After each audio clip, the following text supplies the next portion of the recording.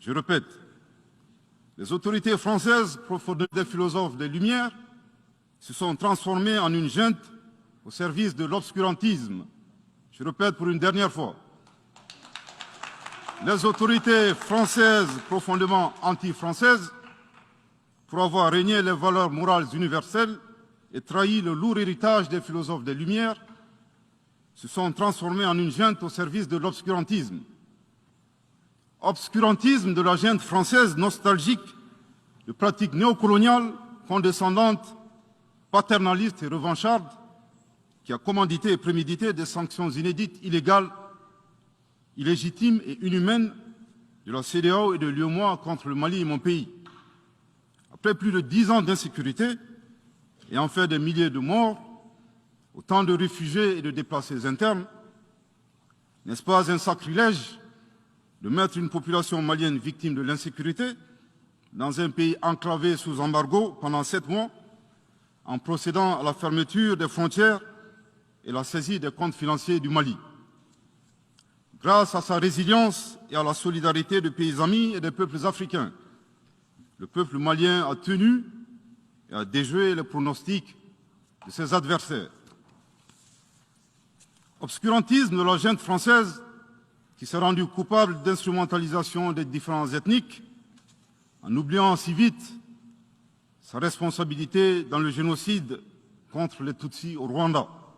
coupable également de tenter désespérément de diviser les Maliens,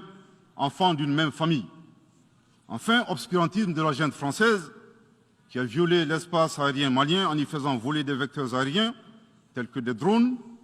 des hélicoptères militaires et des avions de chasse plus d'une 50aine de fois, en apportant des renseignements, des armes et munitions aux groupes terroristes. Afin de se donner une bonne conscience, la junte française accuse le Mali de n'avoir pas été reconnaissant en se gargarisant de la mort regrettable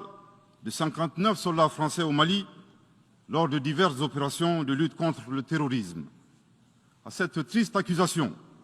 nous rappelons que dans la majorité des interventions d'officiels maliens et des cérémonies, nous rendons systématiquement un hommage à l'ensemble des victimes de l'insécurité au Mali, sans distinction de nationalité, donc y compris les 59 Français décédés. Aussi, nous les invitons à ne pas s'arrêter à si bon chemin et de remonter le temps, en passant par leur intervention en Libye, décriée par toute l'Afrique,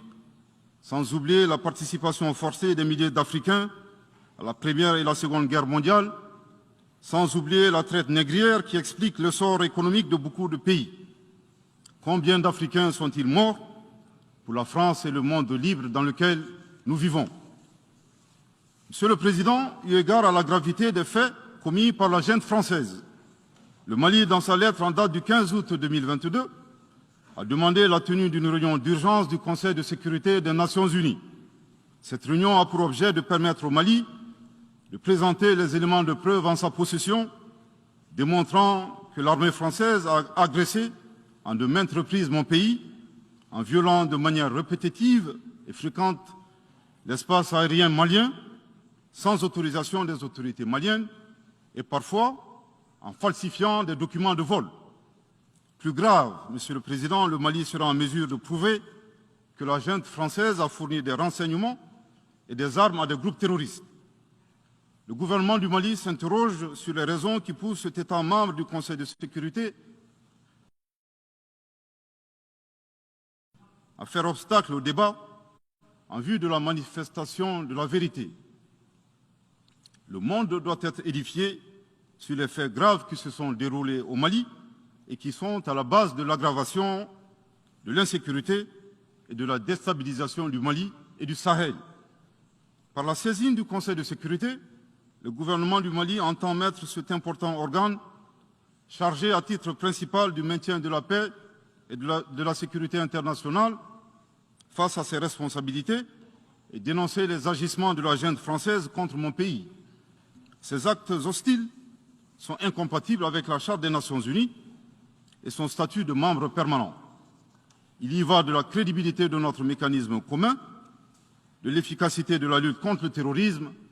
Mais surtout, il y va de l'intégrité de l'Organisation des Nations Unies, qui repose entre autres sur le respect des engagements internationaux, de la légalité internationale et de la Charte des Nations Unies. Monsieur le Président, il semble opportun pour le Mali de demander votre implication personnelle auprès du Conseil de sécurité des Nations Unies afin que notre demande aboutisse pour que cesse la duplicité et la guerre par procuration imposée à mon pays. Monsieur le Président, dans la lutte contre le terrorisme et l'extrémisme violent, le gouvernement du Mali est fortement interpellé sur la question des droits de l'homme. Je tiens à souligner que les droits de l'homme constituent avant tout des valeurs qu'incarne chaque Malien. Aussi, le gouvernement du Mali reste déterminé à les respecter et à les faire respecter, conformément à sa politique de tolérance zéro contre l'impunité. Et cela par fidélité à nos valeurs ancestrales inscrites dans la charte de Kouroukanfouka.